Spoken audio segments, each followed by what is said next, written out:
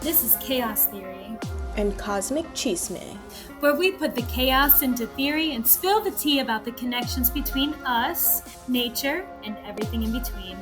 So join us in unraveling the cosmic secrets and coincidences we just couldn't ignore.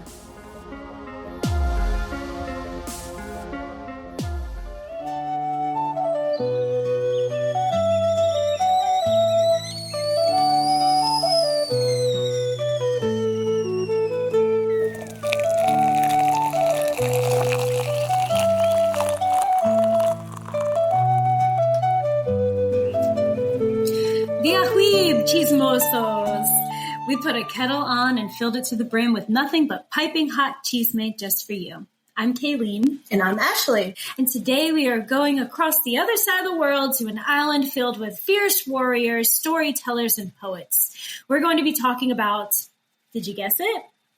Ireland! But before we get into their wild history and what makes them unique, this is our 4th episode and final in this island series.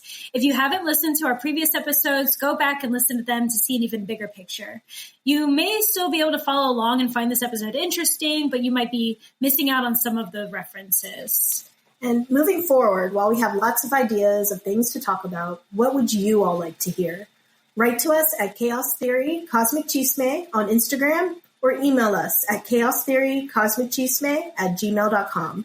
We want to hear from you. Also, don't forget to hit the follow button for us on Instagram, Spotify, or Apple Podcasts so you can get the latest updates on when we are dropping our episodes. We are releasing every 2 weeks, usually on Thursdays, which ends up being about twice a month. But we give out little spoilers and updates so that way you can keep track of where we're at on our Instagram. So check those out. So let's get into some chisme of the day. Ashley, there's some interesting news. Tell me about it. Yeah, regarding the Polynesians. So I saw this video on Instagram the other day, and it was talking about the white turtle prophecy. Have you ever heard of that? I haven't. Okay, so essentially, this prophecy is that the last ruling queen of Hawaii was forced to step down from being the queen, and so these investors and land, they were just trying to buy up her land and be like, you're no longer the queen.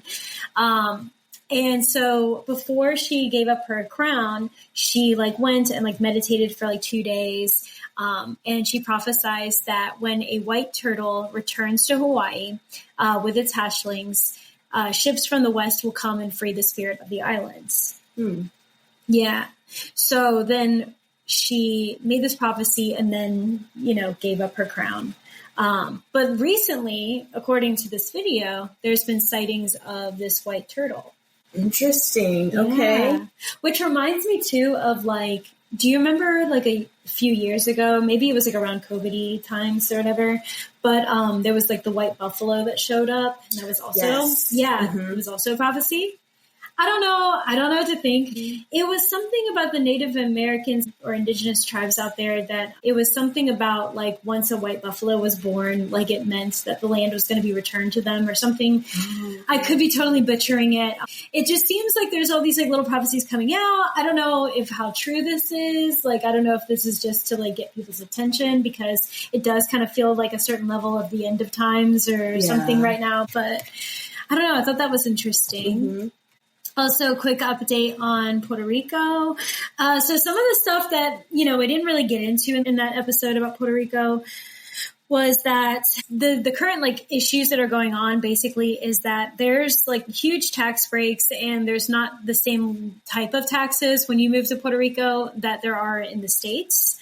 And when you move to Puerto Rico and like if you make all this money in the States and you decide to buy property in Puerto Rico, like there's just like no taxes or something like that. But the problem is that all these rich people are moving to Puerto Rico and buying up the properties of the natives. And like, it's just threatening the people who actually like build this island. This is like their culture and everything like that. So the issues that are going on right now is the reason why there's a lot of motion for being independent from the United States is to prevent that from continuing to happen. It's a small island. It is. It is. And they're like, we've lived and survived on this island without you all. We really don't need you all. And we can fix our own problems at this time. So I guess sort of like going for for the same deal that the Philippines got in some way, shape, or form. So who knows? Maybe this July 4th will have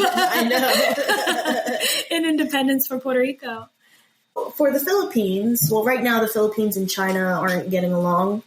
They're fighting over the South China Sea, which is right between them. And they've been having to kick some Chinese people out of the country due to potential spies. Really? So I've actually seen it on the news. And U.S. kind of has to have their back because they had a treaty that was created since the 1950s, which states, you got to back me up. I'll back you up, you back me up. But what's also interesting, so they're fighting right now. They just celebrated at the beginning of June how, we're friends. The diplomatic relations. So they're celebrating their relationship, but they're also fighting. So it's like, it's just funny, Yeah, there's some press going out, I guess, that they're like, let's just promote this storyline for now. And they're like, we'll have a party, because it said it was celebrated in the Philippines. Oh, okay. And they have it every year. But I'm also like, so are the Chinese invited to this party? We're celebrating our friendship without you all. No, we just in appreciate case. you. Yeah. Just in case. I hope you understand. So, let's get into Ireland. When I wanted to cover this island, I'm not going to lie, I was winging it. I was like, I didn't know if it was going to tie into the rest of our islands, but I had seen the movie Sinners, and I thought it was so interesting, the connections that they made between the Irish in that movie and like the culture that's like the main culture of the movie. And I'm trying not to give anything away because it's a great movie. Go out and see it. But there's like there are some references to like Irish history and trauma and all that stuff. And because my mom, God, I'm going to talk about my mom in every single episode, I suppose. But my mom always joked around that she was Irish in a past life. And we always celebrated St. Patrick's Day, like pretty hardcore. Like we'd always just go out and it was like a thing. And I was like, yeah, you know what? I believe it. Because why not? Because why not? Why not? Do you think that there's like a level of past lives that I feel connected to too? But I'm so afraid to like talk about it because I don't want it to be like, oh, I'm appropriating or anything like that. But there's certain cultures that I feel like I'm just like, dang, I really feel like we vibe. There's something, yeah, there's got to be some connection. Yeah. And I believe it. Yeah. I believe it. I mean, that's kind of like what we've already covered is like we felt connected when we first met. We were just kids. And then we find out that like, oh, well, our islands share a lot of history, so maybe there's something to it.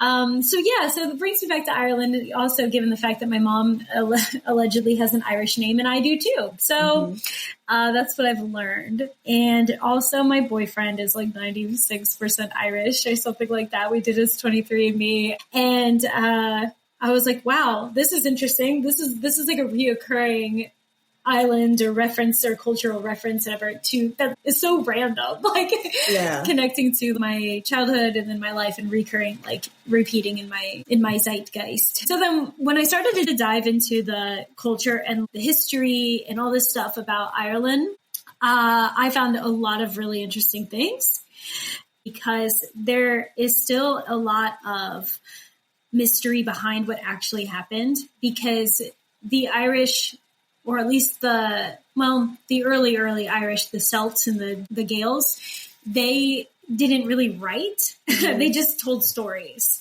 So it was like oral. Yeah, oral history. So you did like a lot of storytelling, and it's like one big game of telephone. So, oh man, yeah. So you're like, so what did happen? I mean, it could be like 3 people. We already get it all messed up.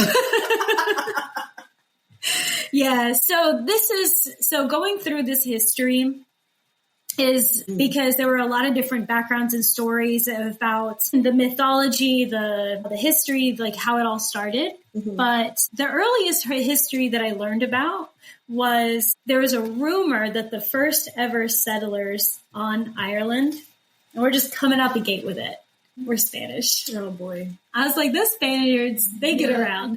There's a lot of stuff that may or not have happened, but I'm going to go back as early as the Tuatha de Danann, and I'm so sorry if I butchered that.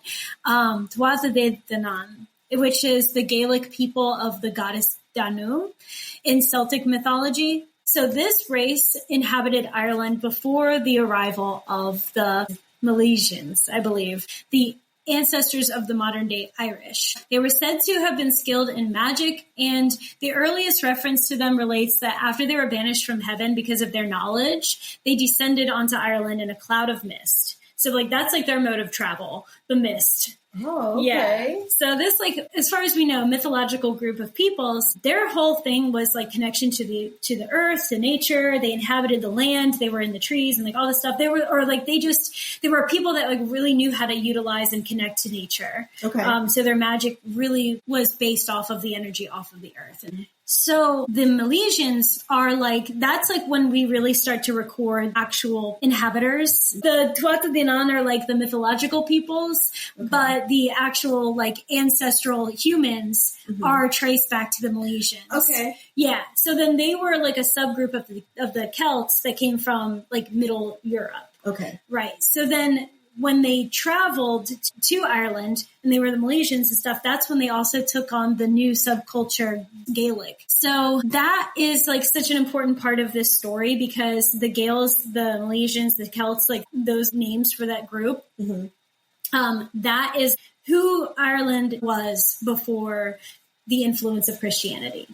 So moving forward, when the Milesians came, the Tuatha De Danann, they didn't want to fight over the land because they cared so much about nature and everything like that. But the Celts were very warlike, like they could battle, they could fight.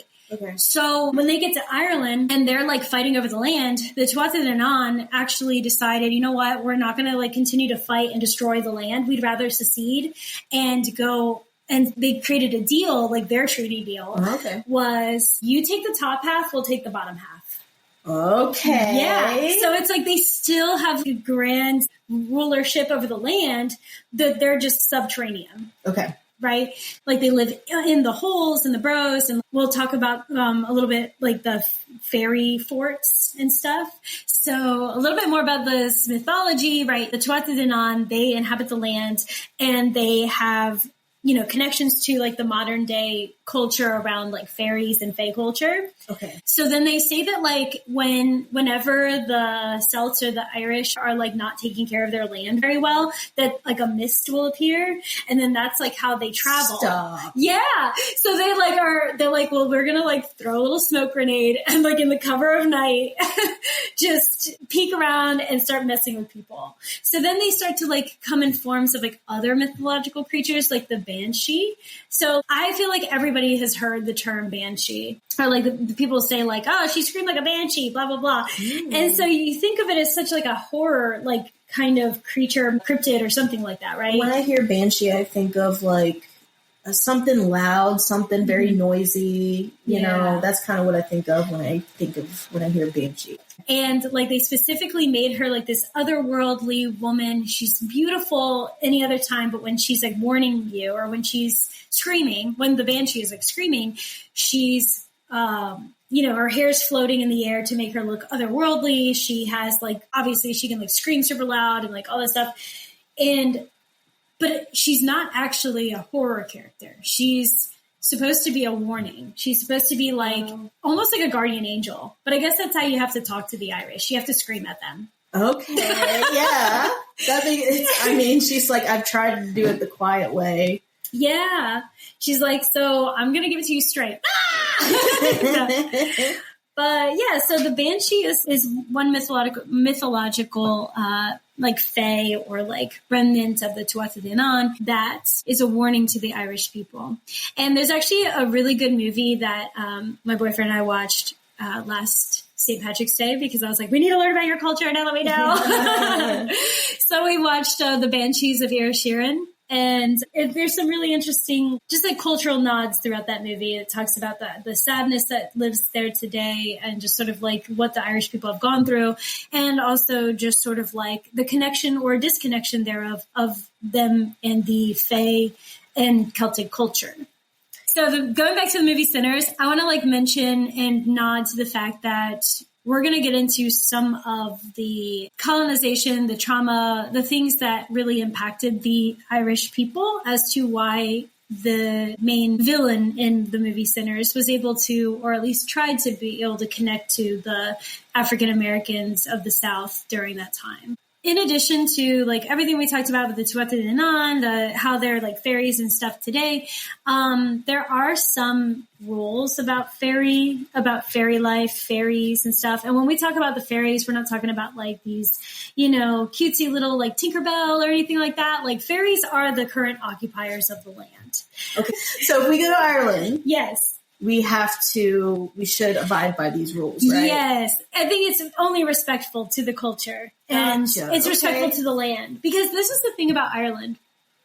They are all about the land. Everything is about the land. It's like not even, I don't know how to explain this other than just like, it's like they have surnames in Ireland, but those surnames are attached to pieces of land, Yes. So it's like every piece of land, every name has like a connection that has an official like landmark like connected to it. And back to the Polynesians, the land is a chief and man is his servant.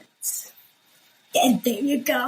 And there you go. And that's why we have strict rules around fairies. So you actually don't say fairies in Ireland when you're talking about these people. You actually refer to them as the good people or them.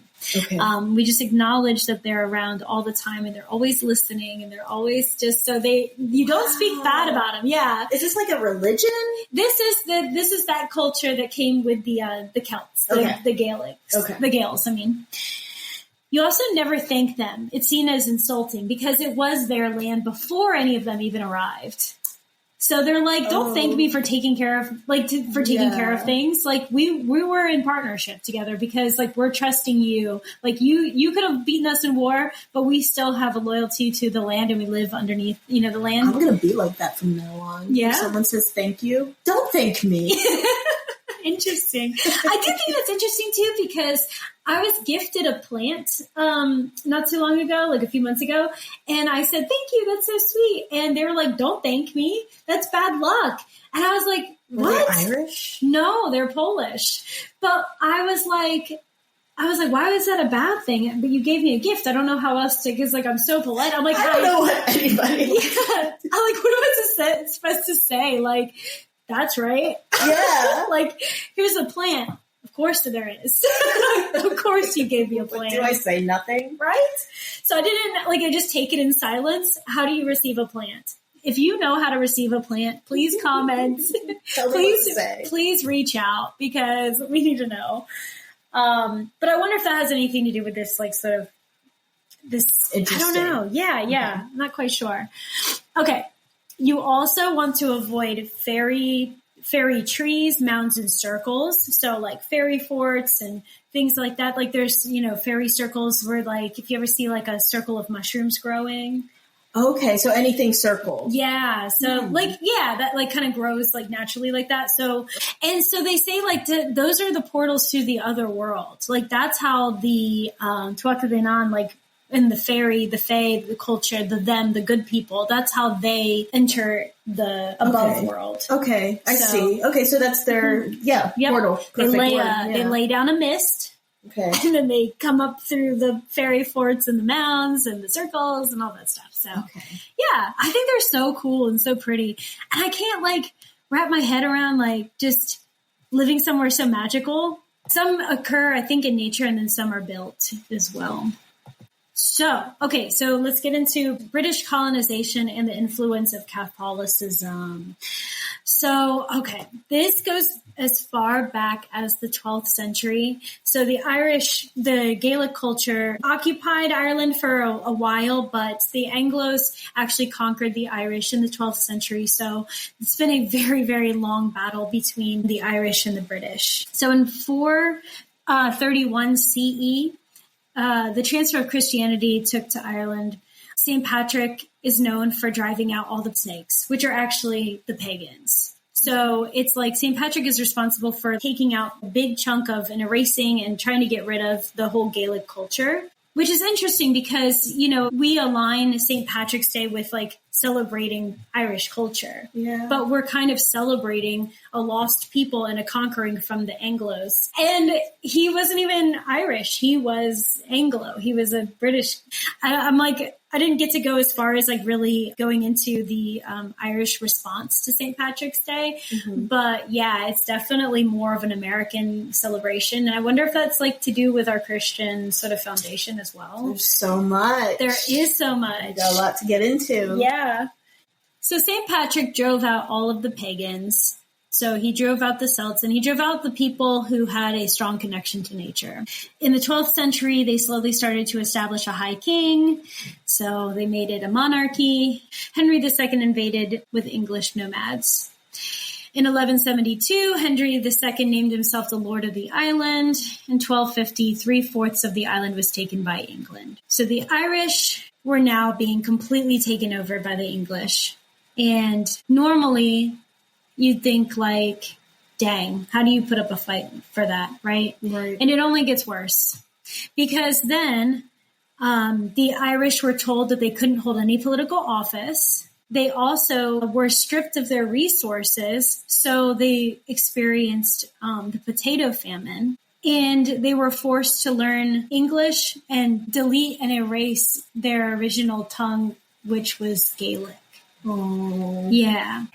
And I want to talk a little bit about the potato famine if you don't really know what happened. I actually learned a lot about this because we just kind of hear potato famine and we think like, they just ran out of potatoes or something like that. But what happened was that there was this fungus that grew into the potatoes called Phytophthora infestans back in 1845. And this was due to the really damp weather that they were having. They were having like an abnormally like wet season. Huh. Yeah. So this fungus was taking over the potatoes, making people really sick. And because Ireland was so impoverished, the potatoes were like what they like primarily relied on for nutrition. And because I'm a little, in the health and wellness world, I want to talk for a moment about the nutritional value of potatoes. So medium-sized white potato has about 173 grams, contains around 161 calories. Okay. So they're very low calorie. They are very high in carbohydrates though. About 37 grams per medium potato. Carbs are really good for like muscle protection or muscle sustaining and energy. It's like good for energy and stuff. So, you could really you could survive off potatoes for the most part as they were. They're just a bit lower in protein, which is also very important for muscle protection. So they only have about 4.3 grams of protein per serving. And 3.8 grams of dietary fiber, which is so interesting because also all of the people that I know that are Irish have sort of sensitive guts and everything. And potatoes are really good for gut health and gut biome and stuff. So now they're now we have upset stomachs. We can't eat. This is all terrible. We've been relying on this one food. It's like rice to Asia. It's literally that. So They're also like low in fat. So you're not really like putting on a bunch of weight, like living off potatoes, but they are like meeting some nutritional values. They also have high vitamin C, which is like helping you stay healthy and like fight off colds and things like that. So they were completely wiped out of their like last remaining source. And the reason why Britain was at fault for a lot of this is not only because they are the reason why the Irish were so impoverished, but to add insult to injury, they also started spreading propaganda saying that like, oh, well, the reason why they're poor is because they're lazy and they're alcoholics, because they also use the potatoes to like make vodka and stuff. They used what we call toxic religious ideology. Wow. Which is being like, well, you should pray about it. And then they basically just like victim blamed the Irish. And so it wasn't even a matter of not having resources. Like Britain could have easily been like, we're going to make a call. We'll call the crown and we'll just send some more resources and help these people out. Like they had all the resources to do so. But the reason why they didn't is because there wasn't a political incentive to do so. So like it didn't help any of the parties that were up there. Like no one cared about the Irish, and that's why. And honestly, they were like, well, this is your punishment from God anyways, because you all live so sinfully. I'm speechless. Right? But there's so much more to that. Like we can talk about another time. Oh yeah. But the biggest issue was about relief systems in place. Like if you're going to be under rule of another country, if you're going to be the colonized, your colonizer has to set up something to protect you. Like you have to have other resources and avenues. And that is why the Irish fought so hard. I mean, among so many other reasons, but the Irish fought so hard for independence because they couldn't even save themselves, you know? And then what ends up happening is that the Irish then, a fourth of the population immigrated to the USA because of the potato famine. Oh, get this. They even charged the Irish extra taxes for relief, and they only let certain people migrate out of the country or immigrate out of the country. So they controlled that too? Yes. So they were like, oh, we have the money, but we're going to put it on you. But anyways, that's all I got for potato famine. Nice. So I watched this documentary, and it was about like the poets and the storytellers and like the folklore, like and the singers. What we know as bards. And a bard is a poet, especially one who composes and recites epic or heroic verses. So this like a historian that was featured in the documentary, she says, we took the language that humiliated us and then we told our story in it. So they were like, oh, you want us to speak your language? Well, we're going to now tell you what we have to say. Okay. Like, you just opened up a can of worms. Very good. It's like this whole thing about like trying to get our pets to talk, like using AI. It's like, do you really want to know what your pet says? Mm-hmm. Because what if they have some things that you don't want to hear? Yes. Well, they didn't think this through because they made the Irish learn English. And now guess what? We have storytellers out the wazoo. So we've got W.B. Yeats, who is in fact a Gemini. And I'm bringing this up because we are currently recording this during Gemini season, and Geminis talk. They're the communicators of the zodiac wheel. And I find it very interesting that W.B. Yeats, he was known for like his poetry and writings, and he wanted to be the voice of the people. So the Catholic Emancipation Bill was passed in 1829.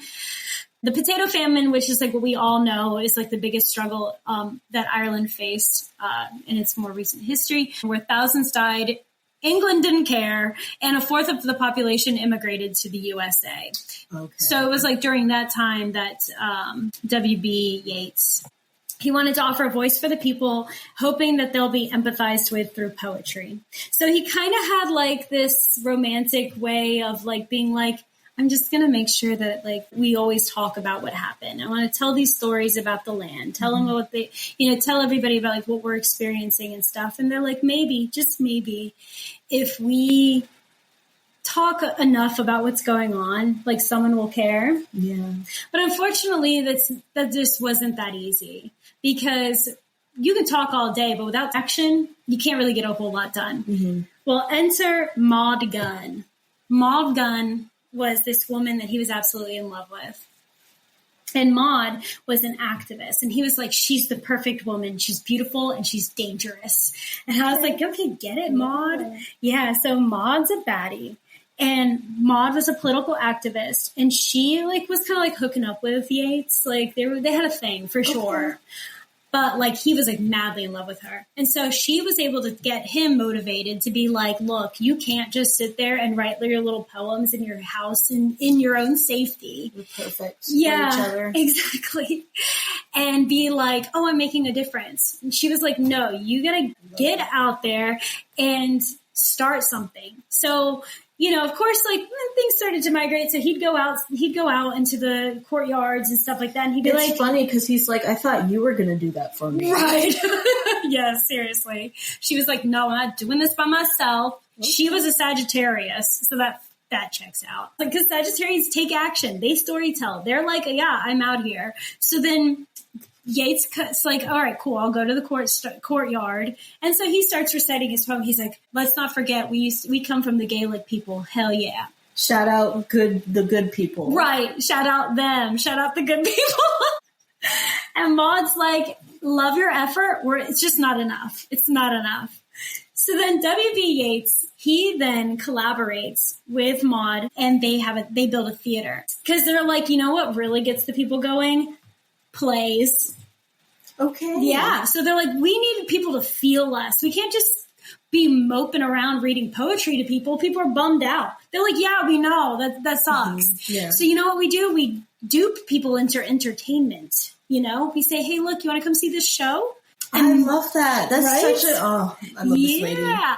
Enter Lady Gregory Augusta. She was the theater manager with William Butler Yeats, and she co-founded the Irish Literary Theater and the Abbey Theater. They produced a number of books and retellings of stories taken from Irish mythology, and basically she just perpetuated on the backs of, you know, W.B. Yeats and then Maud's inspiration, and was like, yeah, we definitely need to be telling our stories in different, more engaging ways to make sure that our story lives on and we are still heard. Wow. Yeah.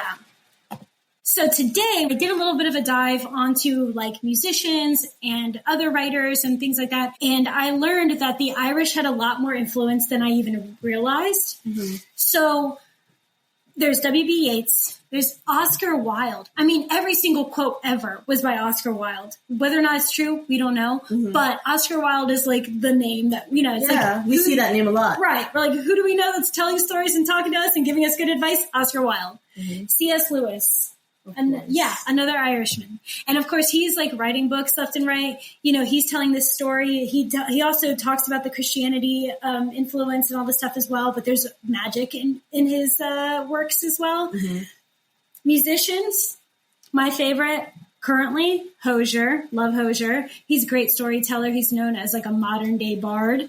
The Beatles. Ever heard of them? Yeah, I know. Seriously. Abbey Theater, Abbey Road. Is that? Yeah. I wonder if there's a correlation. I didn't get that far. U2. Okay. Probably the most in your face you're going to hear us. All the time. Automatic downloads. Mm-hmm. Here you get a free album with this purchase. Yep. Like, yeah. Ed Sheeran has recently come out and said, I identify culturally as Irish. Wow. Yeah, because he was like, yeah, my blood is Irish. I may have grown up in Britain, but like, he's like, we're not letting the Irish culture die, you know? I respect, The Cranberries, which I thought was interesting because remember your Filipino episode? Yes, they love to sing Zombie by the Cranberries. Yeah, so the Cranberries is like, to me, I'm like, the Irish have even reached the Philippines. It was like, you're going to hear our story. Yeah. Not only did they tell their story through music, but, you know, river dancing really popped off, especially in the 90s. Like, everybody was just like, oh, look at them look at that footwork, like the river dancing. So with the river dance in mind, there is a Filipino folk dance called tinikling. It is basically two people, one on each end of two bamboo poles, and they're beating these poles on the ground, and the dancer has to dodge or rather be in the same rhythm as the bamboo. So they're just catching their feet between the poles. So it's kind of like double Dutch. Exactly. Okay, interesting. And so it's like jumping rope or the river game. Aw. So At the top of the episode, I mentioned how my mom said that in a past life she was Irish, and we both have Irish names, so what we've been told. There's always been sort of this connection that my mom has felt to like Irish culture. And I always thought that was interesting, but now I'm starting to see that there's a lot of reasons why she might feel connected to the Irish. So I think alongside of Puerto Ricans in general, the Irish are probably one of the louder cultures about their like expressing pride and like, I'm Irish and all that stuff, and you're going to hear us out. So like, I think there's like a shared passion there. Mm-hmm. But the Irish did at one point, a small population of Irish people did occupy Puerto Rico for a while. Okay, I didn't know that. Yeah. And they started to like integrate like culturally. So you'd have these like mixed names like Guillermo O'Reilly.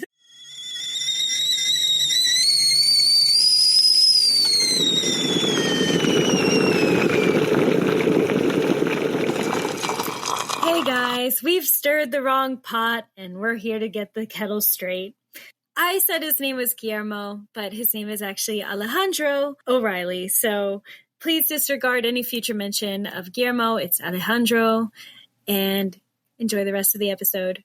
The O'Neill family, who was Puerto Rican, and Ramon Power and Heralt, I don't know how to say that, who had Irish roots and was one of the island's first representatives in Spain Parliament.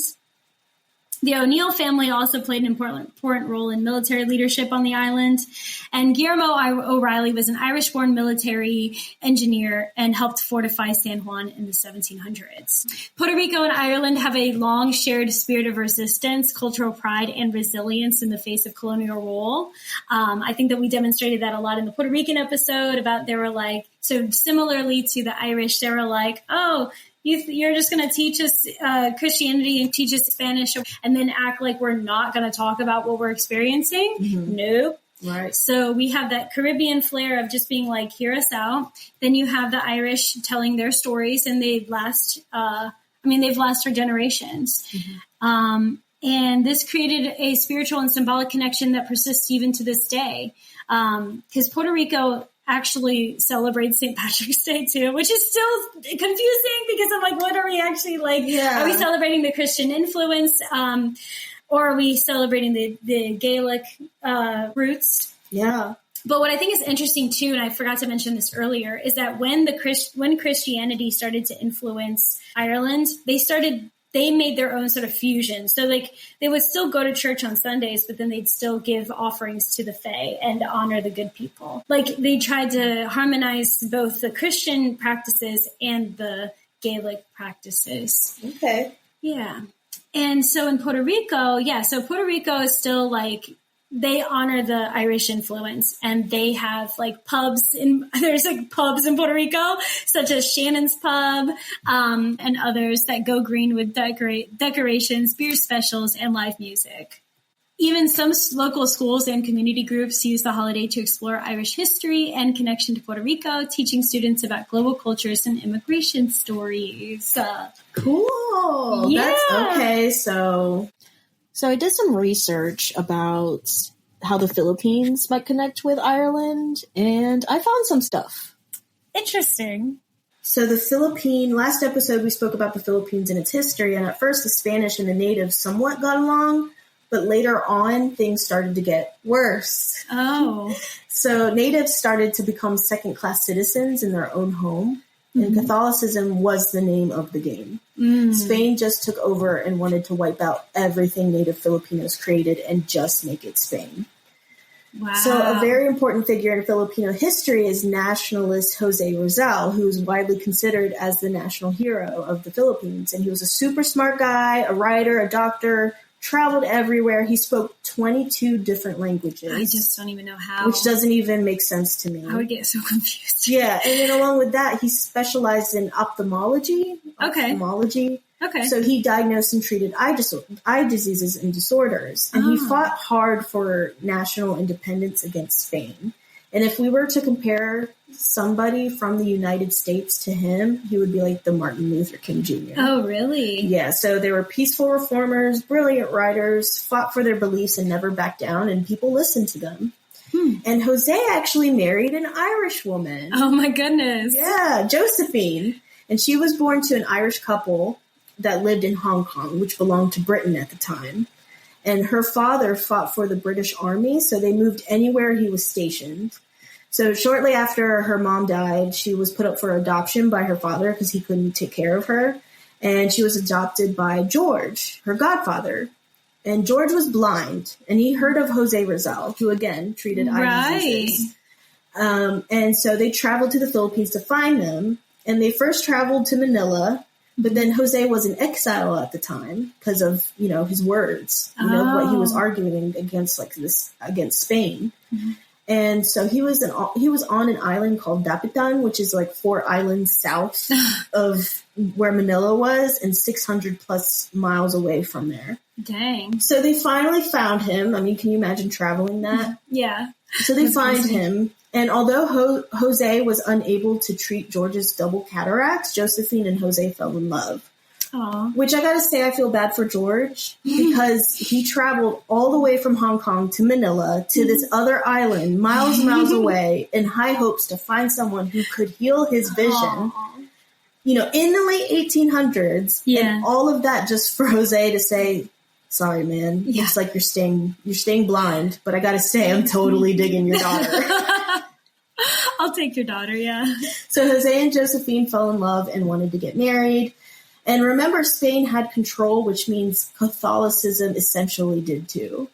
Spain, I feel like Spain was controlled by Catholicism. Yeah. And Rizal he wasn't against the church. He still believed in God and everything, but he was totally against the corruption of it and using it to abuse Filipinos. And of course, Jose wasn't quiet about it. So he knew the people of the church were just full of it. And I gotcha, yeah. because of that, the Catholic Church wouldn't marry the two because they wanted to get married. And they wouldn't marry them unless he took back everything he said about the Catholic Church. Dang. So it's alleged that a Catholic priest felt sorry for them, gave in, and married them in a rush just hours before Jose's execution. Oh, wow. But there's no physical proof of that, even though the priest and Josephine, they claim that happened. Wow. So the Spanish end up executing Rizal, who was only 35 years old. Oh, my gosh. By firing squad because he was seen as a major threat against their control. And the Spanish were confident that it would stop Filipinos from fighting for their independence, but this actually sparked Filipinos to fight harder. So Spain was like, you see, we killed him and, now let's get back to controlling. And Filipinos were like, no, you killed our man, So it sparked the Philippine Revolution. And as for Josephine, she kept fighting. She became a nurse and helped injured Filipinos during the revolution. So good for her. Mm-hmm. And so during this time, the Philippines and Ireland were both having identity issues. And the Philippines with Spain and Ireland with Britain. Religions were being shoved down their throats, and natives from both countries were being treated and considered like second-class citizens, like high taxes, discrimination, political exclusion. They went through all of it, and they were just over it. But look who ended up being independent after all. Ooh. Both of them. Both the Irish and the Filipinos. That's so good. So I guess W.B. Yeats is the Jose Rizal of Ireland. Wow. So they got those, people speaking out. I have one last thing that I want to add because I was listening to a podcast called Candlelit Tales. And this particular episode, they are talking about an organization that I wanted to mention because it's helping to reforest Ireland. Like I mentioned in this story, there's such a connection between the Gaelic culture, Celtic culture, and the Tuatha Dé Danann, and how the Fae and fairies, the good people, inhabit the land. And that is called the Gaelic Woodland Project.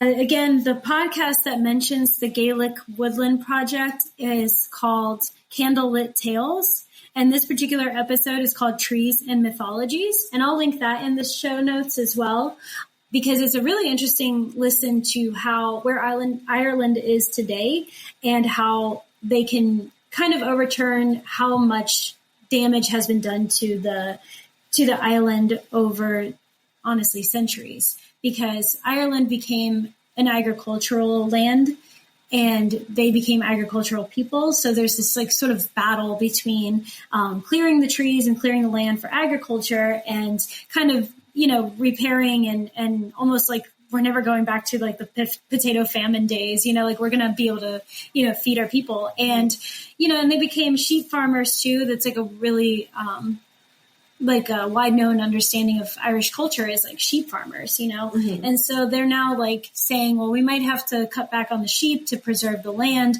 And now there's this movement with the Gaelic Woodland Project, where they want to reforest the land. And they even mentioned rewilding the people. And they said that, I really actually love this idea, where they said the only way to rewild the land and to have a balance of conservation is to also rewild the people. This reminds me of the Polynesian Voyaging Society. That's what it reminds me of. So they're more like, we're going to conserve our land. Mm-hmm. And Polynesians are like ocean. Yeah. Okay, so after everything we talked about during this episode, the storytelling, the connection to nature, the continuation and the collaboration of like Catholic and spiritual beliefs, what zodiac sign do you think that Ireland would be?